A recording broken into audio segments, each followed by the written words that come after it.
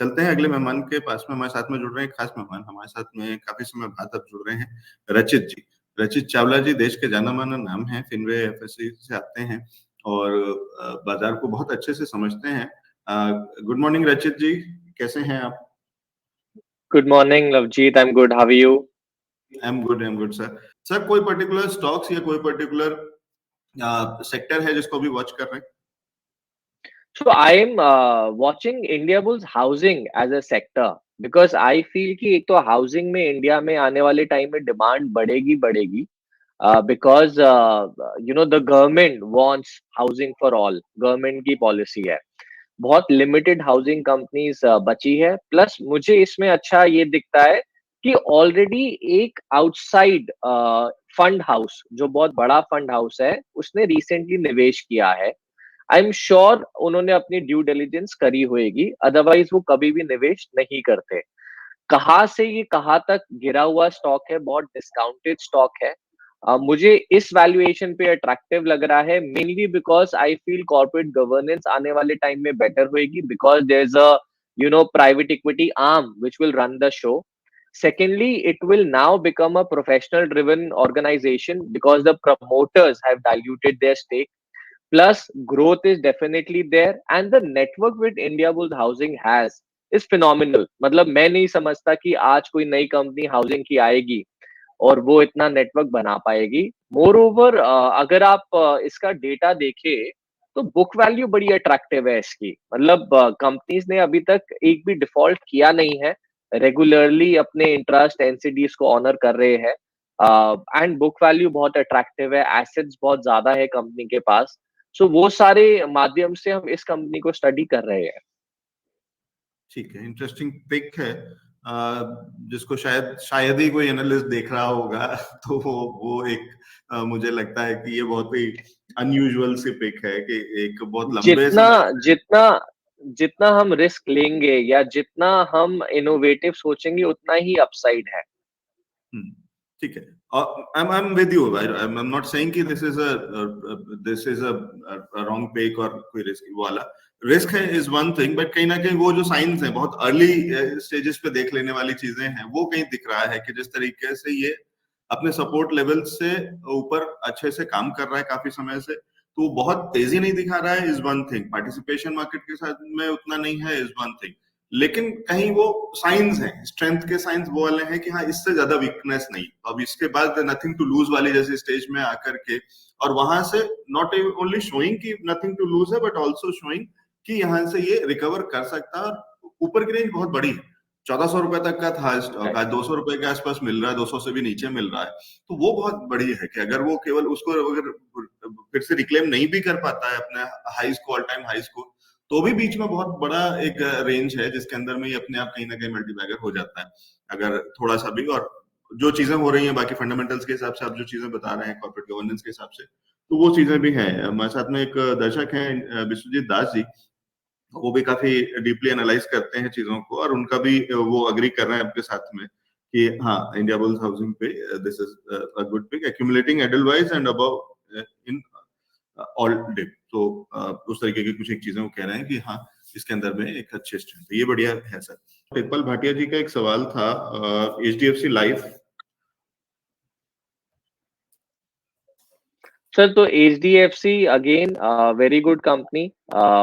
मतलब देखा जाए तो जिस हिसाब से ये डाउन आई है अपने ऑल टाइम हाई से, आज की डेट में अट्रैक्टिव वैल्यूएशन है डेफिनेटली।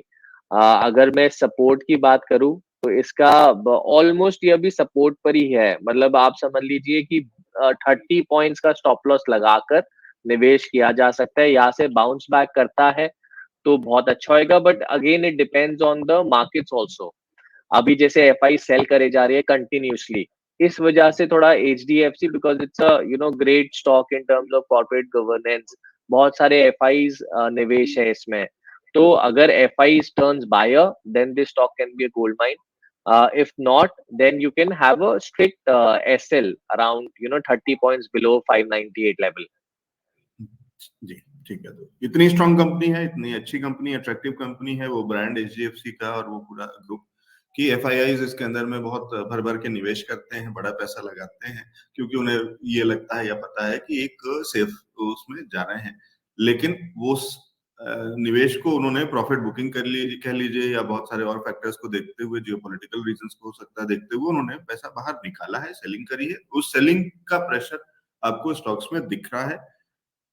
वो समस्या बस ये है कि नीचे के लेवल्स कहां तक जाएंगे, क्योंकि हम पीछे बहुत समय से ये सोच रहे थे कि एफआईआईज कितना बेचेंगे, इतना बेच चुके हैं, अब बंद होगा, अब इतना बेच चुके हैं, अब बंद होगा, लेकिन वो कहीं बंद नहीं हुआ। सर अभी लास्ट कितना, कहां तक, कितना परसेंट बचा है उनका, कुछ आपके पास डेटा है क्या? सर एफआईज एक्चुअली बीच में बायर हुए थे for a very small period in the month of December, जो बड़ा सरप्राइजिंग था सबके लिए, और कुछ जनवरी में कुछ दिन। बट अभी भी अगर देखा जाए लास्ट 8 मंथ्स का डेटा, तो उन्होंने बहुत भर भर के सेलिंग करी है, more than 60,000 crore from the Indian stock markets. ये तो एस आई पीज का ट्रेंड चालू हो गया है अमंगस्ट इंडियन डोमेस्टिक इन्वेस्टर्स, कि मार्केट सस्टेन्ड है। अदरवाइज कुछ साल पहले अगर पता चले एफ आई ने 60,000 करोड़ निकाल लिए है, तो मार्केट का तो दम ही टूट जाता। ठीक है, तो ये तो हमारे यंगस्टर्स की ताकत है, हमारे नए अकाउंट्स की और नए इन्वेस्टर्स की ताकत है, डोमेस्टिक फंड्स की ताकत है, जो कि बाजार को बचा रही है, सस्टेन करा रही है। अदरवाइज बहुत बड़ा रिस्क था और बहुत बड़ा चीजें खराब हो सकती थी। तो एफआईआईज निकल रहे हैं, लेकिन हम अपने दम पे कहीं ना कहीं सस्टेन कर रहे हैं, और ये अच्छा है। लेकिन और इसी का और अच्छा फायदा आप यूं समझिए कि जब एफआईआईज वापस लौटेंगे, ये देख करके कि इतना सब निकालने के बाद में भी बाजार नहीं टूट रहा, तो उनको भी जो कॉन्फिडेंस आएगा बाजार के अंदर में, और वो जब वापस आना शुरू होंगे, तो वो एक बड़ा अपॉर्चुनिटी होगी। और उसी अपॉर्चुनिटी के बाद हमने जहां से डिस्कशन शुरू किया था, वहां पे भी था कि उस अपॉर्चुनिटी में पैसा लगाने के लिए आपके पास लिक्विडिटी होनी चाहिए। तो ये स्टॉक्स के हम जैसे एचडीएफसी लाइफ को भी देख रहे हैं, तो ये जिन लेवल्स पे है, ये बहुत अट्रैक्टिव लेवल्स है।